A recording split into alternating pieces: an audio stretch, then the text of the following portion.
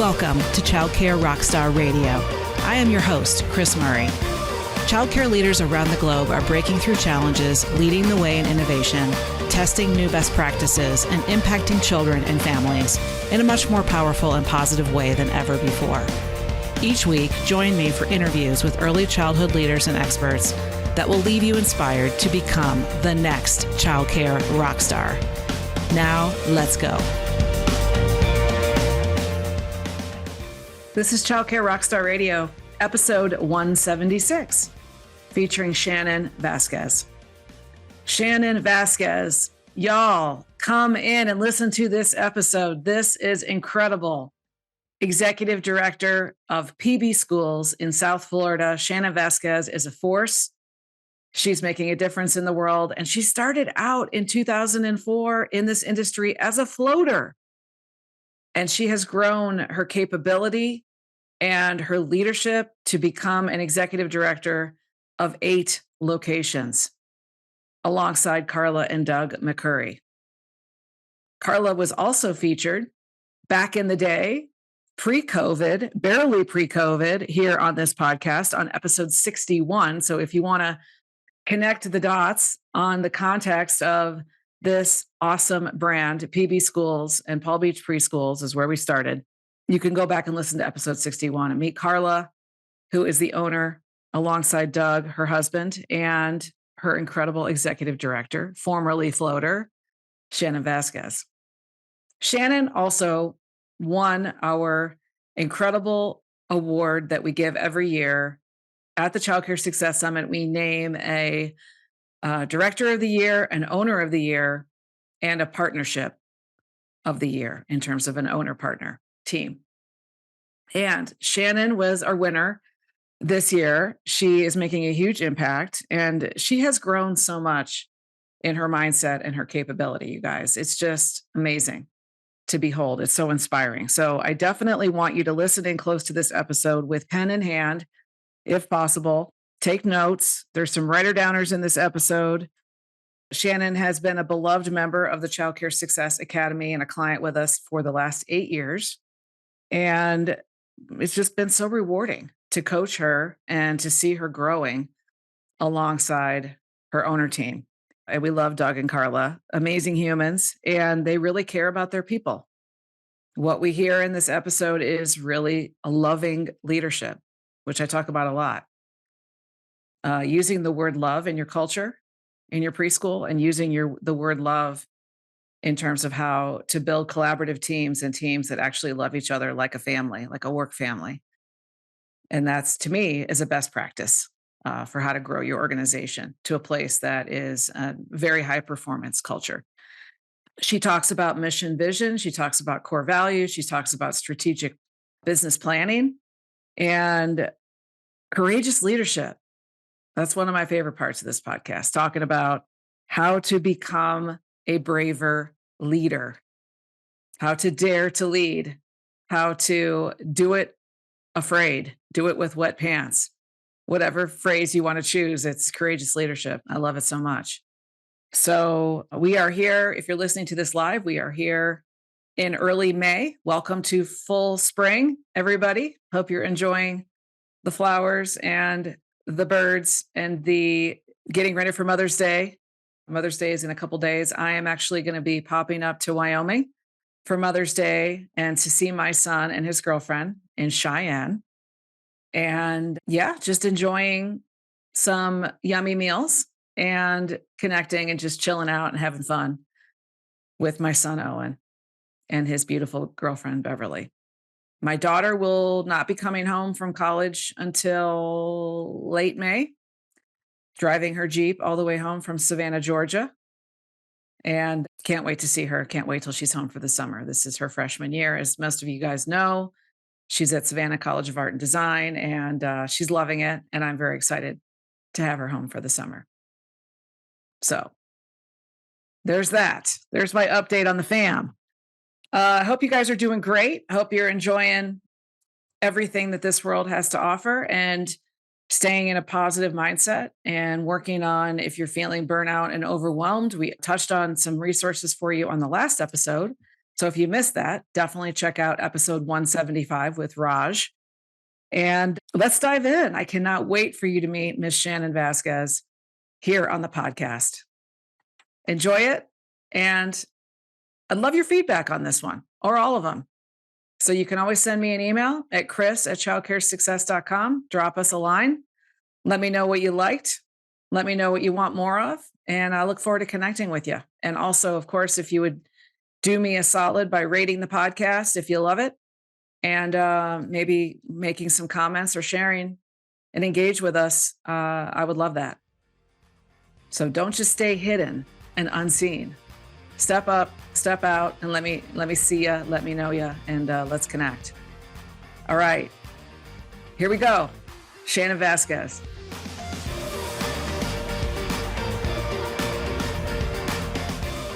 Welcome back to Child Care Rockstar Radio. I am thrilled to have you join us today. I have an incredibly special guest with me. Her name is Shannon Vasquez, and she is with PB Schools. Shannon, how are you? I am good. How are you doing? Doing great. Where are you right now? I am in Palm Beach County, Florida. Okay. And specifically I'm assuming at your preschool, one of them? I'm at our original location, which is Palm Beach Preschool. Okay, cool. Cool. You were the recipient of our Director of the Year award in October of 23 at the Child Care Success Summit. And I have been very remiss to have you on the podcast.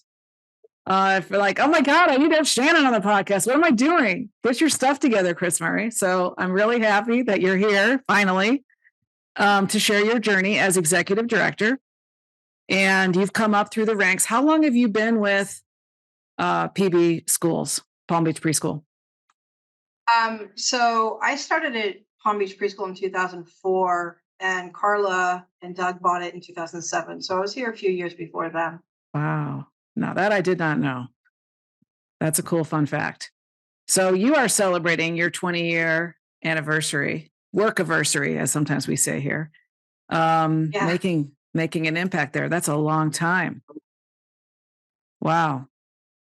All right. Well, we're going to dive in with you today on the podcast about the journey of being an executive director and growing from within, starting out. Did you start out as a teacher or did you start out as a admin role? No, I started out as a floater. The original owner, interviewed me on the back patio and liked me, started me, and said, "Here's the classroom. Go have fun." And wow. Yeah. That's how we did it back in the day. We just threw people in, sink or swim, man. Oh, it was. It was. And then, pulled from every room, every age. So it was good experience because I got to, experience every age from infants through school age. And I've been a floater. I've been a teacher. I've been a curriculum director. I've done all of the roles here at our organization. Well, what an asset you are to the team and to Carla and Doug. You might not want to answer this because it might be like seen as by some of your teachers as like, oh my gosh, I can't believe that one was her favorite. But I have to ask you because typically, and I can answer for myself, there is an age of child. There's a classroom that's kind of your secret favorite. Like for me, it's the infant room. I'm not going to lie. So I am wondering secretly here on the podcast, if you would not mind revealing, what is your favorite age of child? Of course. I love PreK. That's my heart. Oh. And this day, I constantly will be like, oh, how it would be to be a teacher. I would be so much better because I have so much more training under my belt. So I do love my PreK kids. Nice. Yeah, I love the PreK too. I love the infants because I just like to hold babies. But then in terms of the actual joy of learning and getting them to see the kids' ahas, I love the PreK as well. So that's awesome. Tell us a little bit about your day, your week, your life that you're living as the executive director at PB Schools. You're traveling because we've got 2 or 3 schools in one county and 2 or 3 schools in another county. So just talk about like overall the number of locations that you're managing and what does a typical week look like for you? So we actually have 8 schools, 4 in Palm Beach County and 4 in Lake County. The 2 counties are about 3 hours apart. So every day is very, very different. Every week is very different. And I just go where I feel I am needed the most. And I travel between the 2 counties. I stay down in Palm Beach County where my house is, and then I will stay for a week in Lake County where Carla and Doug actually purchased a house there that I get to stay in when I'm up there. Cool. And I go and I support the regional director. I help her to support the directors. We monitor the schools, we observe what the teachers are doing, we just kind of go with the flow where we see the most need. Right. Cool. Talk a little bit about what's going on in hiring there. Are you guys getting closer to fully staffed? Are you full? Like, tell us, is it still a peak challenge? Tell us more. It is still a challenge, and the challenge is finding quality staff who have the credentials needed. We're finding that most of the staff that we hire are new to the field and don't really even have the basic credentials. Like, we're starting from scratch, which sometimes is a good thing because you are starting from scratch and you can train them the way that you want them to be trained in your organization. So, but it's Yeah. still a challenge. Are you actively on Indeed and doing all the things that, of course, right? We tell you guys how to hire, but it's just, so you Yes. might be getting an applicant flow, but it's not a quality applicant flow. Yeah. Right. Okay. Which I think is, that's how it is across the board everywhere. Um, all over Florida, all over the United States. Yeah. It's just that we're facing. Yeah. Which just underscores, if we can get the states to support allowing new types of workers and talent to come in that don't have any experience, don't have a degree, it just underscores the importance of our training and our onboarding programs for people that are brand new to ECE. They don't know how to change a diaper. They don't know how to do a lesson plan, you know? They don't even know about child development. Right. Sometimes coming into the field think that children should behave a certain way, and that's not developmental at their age. Hmm. Interesting.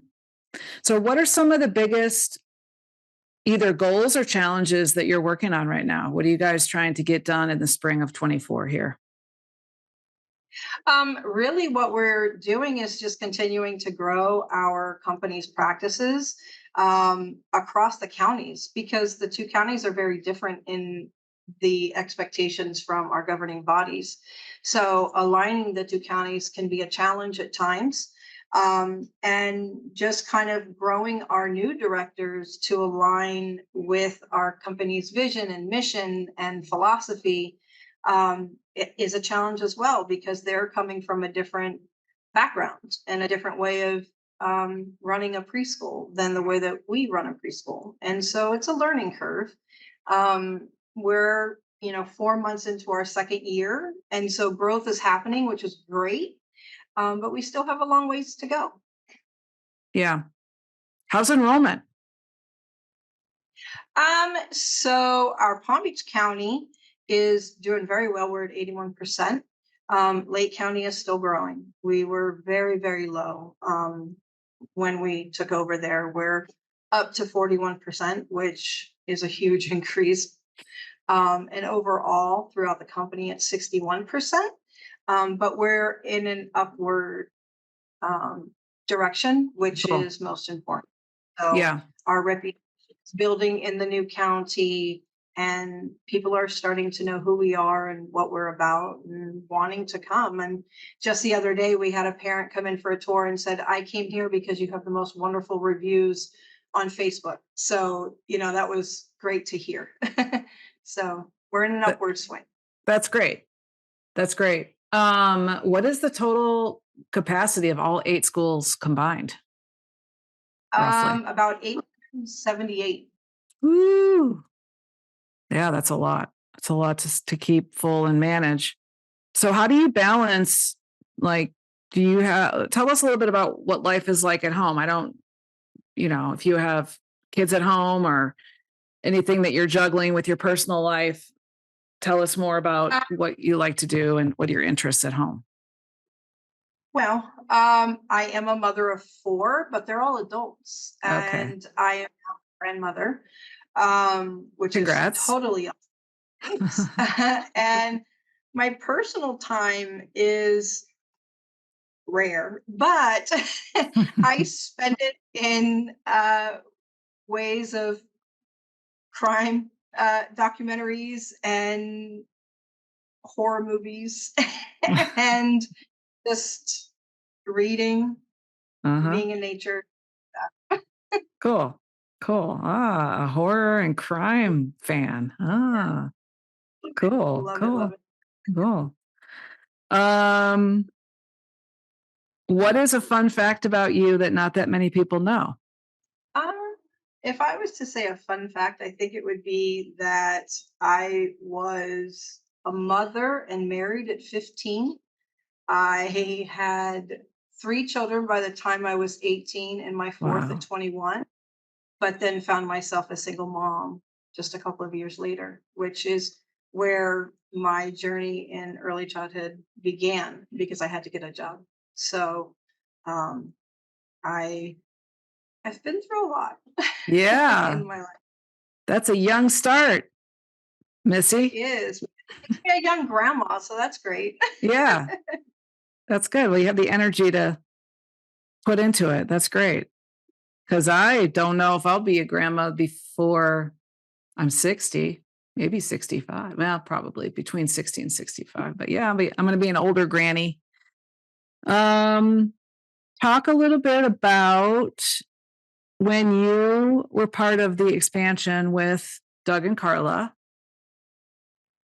How did you contribute to that process, if at all? Were you able to be bought in on the strategic reasons for buying those schools? Did you have some maybe hidden fears about expansion, or just, if you wouldn't mind sharing, like, vulnerably, any kind of, you know, process that you went through during that? Or were you excited about it? Like, were you like, woohoo, there's room for growth? And so just share a little bit, maybe. And maybe if you guys learned, what did you guys learn? And you particularly as executive director, what are some lessons that you learned while you were expanding to a whole nother group of locations 2 hours away? So I am actually always looking to expand. I actually am constantly searching, and then I send them to Doug, and I'm like, "Hey, this school looks great. This one looks great." So yes, they always bring me along to look at the schools and discuss them, Cool. discuss if they're in a great location. Will we be successful? Can we bring our core values to the school? Will they be well received?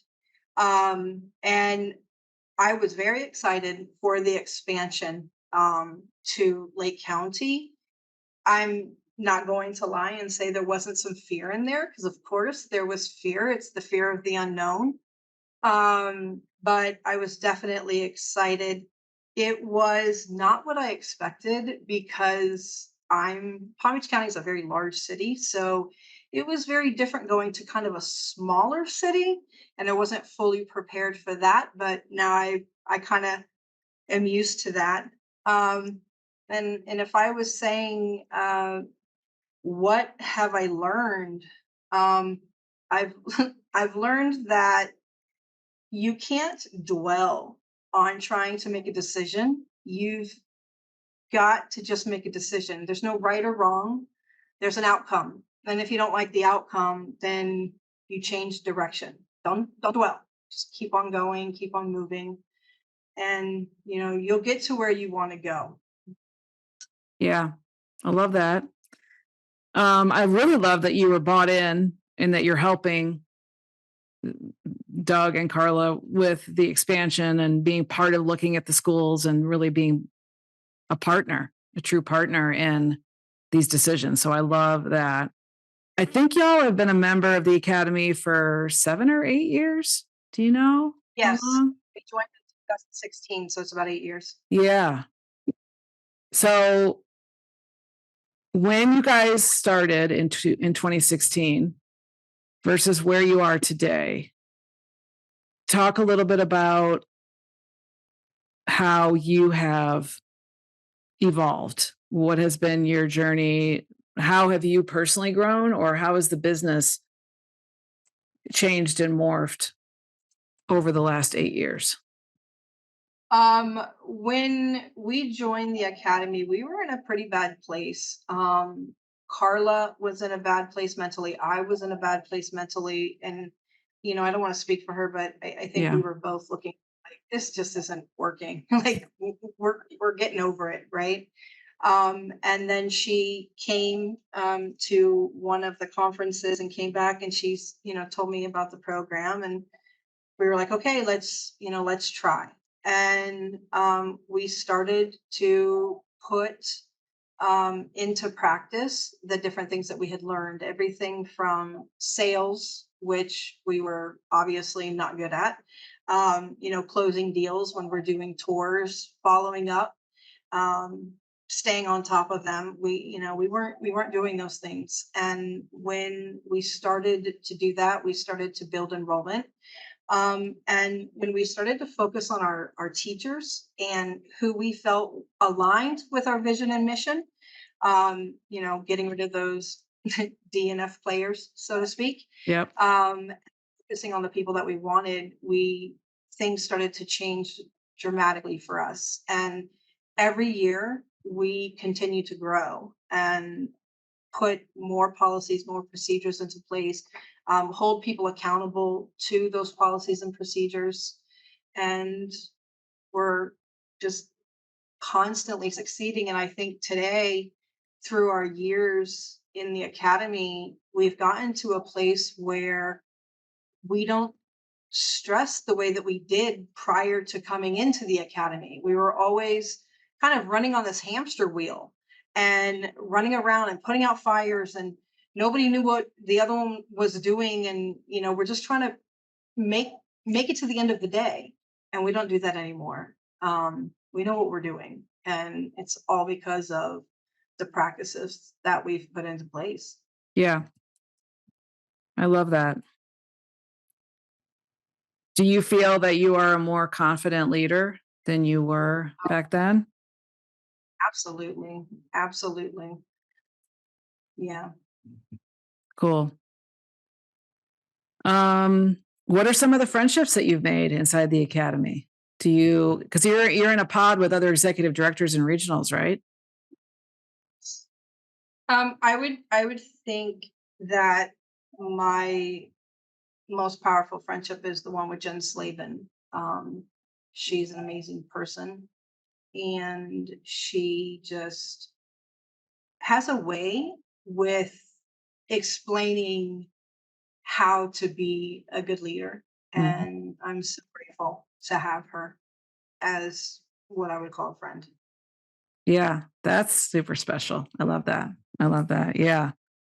Jen is very close to my heart. Shout out to Jen. Um, I'm just so grateful to have her on the team. And now she's our director of coaching and she's doing amazing. So I'm so You could have grateful. picked a better. 100%. 100%. Yeah, I've told this story before, but my story with her is that I remember the moment I saw her for the first time in terms of like her brilliance. She was standing in the back of the room in San Diego at the mastermind retreat. And she just was giving me this look and this energy and this light. It was May of 2017. And I just knew it's like that girl's going to be on my team someday. And she knew it too. So it just took a minute to get there in a way that felt really good because I wanted it to feel good for Magic Memories. I wanted to feel good for her and for us. So yeah, that was an important moment. And so I'm glad that she's your person. That makes me happy. What's a big lesson that you've learned so far? Like, what if you had a chance to go back in a magic time machine and do something differently? What would it be? Um, there's a plethora of lessons, but if I had to choose one, it would be to learn to shut my mouth um, and listen. Mm, Uh, I started out in being a director trying to prove something, um, always feeling like I had to have all of the answers, that I had to be the first to respond, that I had to dominate a conversation, that I had to prove my knowledge. And today I realized that the only person I was trying to prove anything to was myself.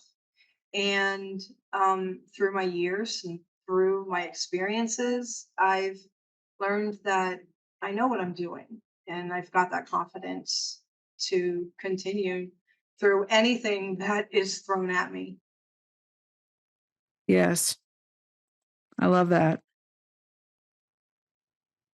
That was one of the 7 keys to life that I shared from the Arnold Schwarzenegger book was close your mouth and open up your ears. And the whole you can't say that enough. And I had the same exact thing, Shannon. Like I felt as the CEO or as the, you know, person in charge that I had to fix everybody's stuff and be the one that would always speak up first and do all the fixing. And I was like, wait a second, I don't actually have to do that.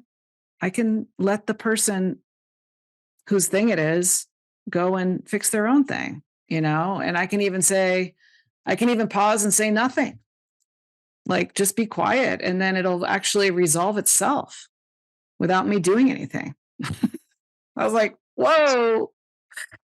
So anybody that's over, if you're overdoing, if you're listening to this podcast and you find yourself overdoing and over solving and over fixing, your people don't really want you to do that anyway.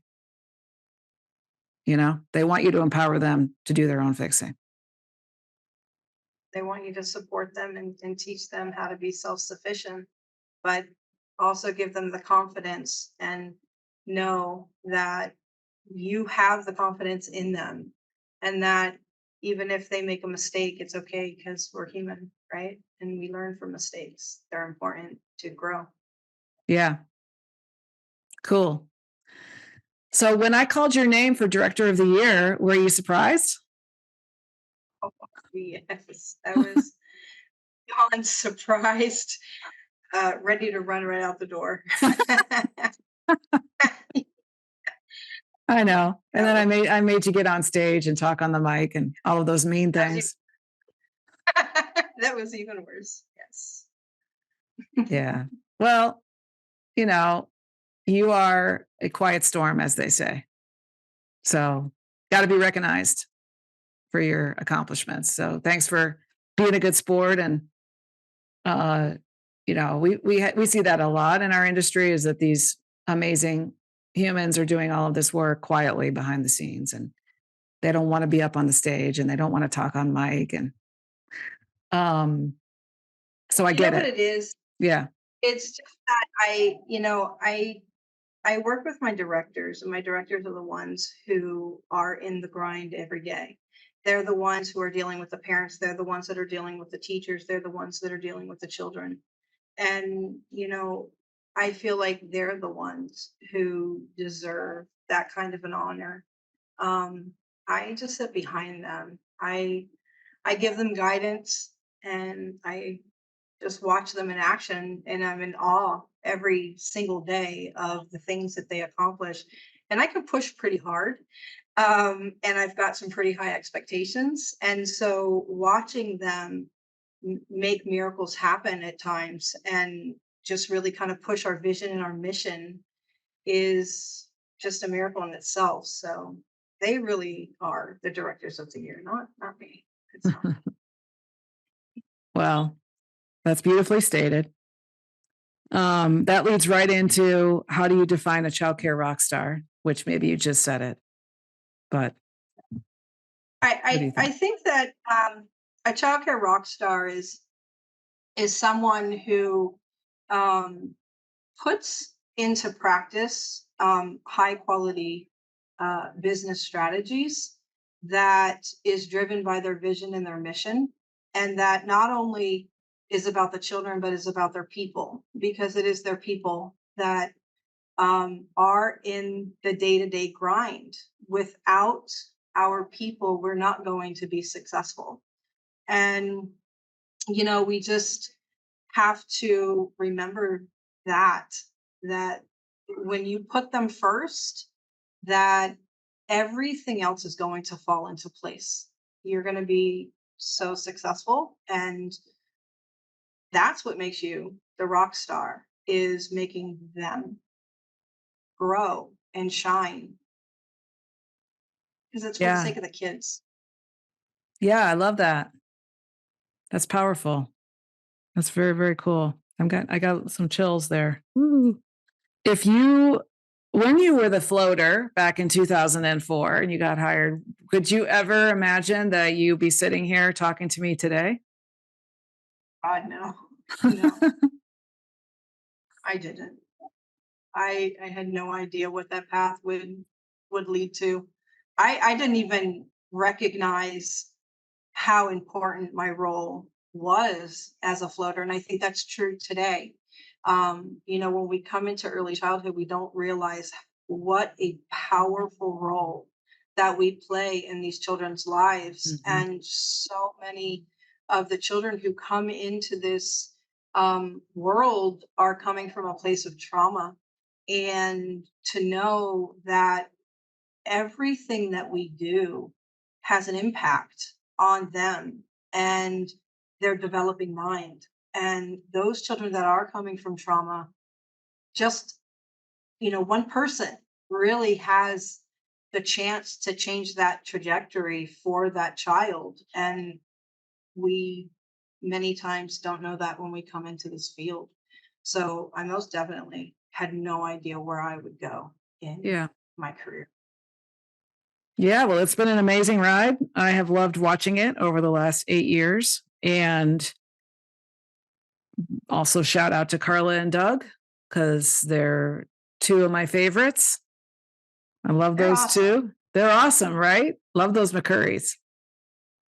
They are awesome. I am so proud to work for them. I'm so proud to be a part of their family. I'm proud that they bring me on this journey.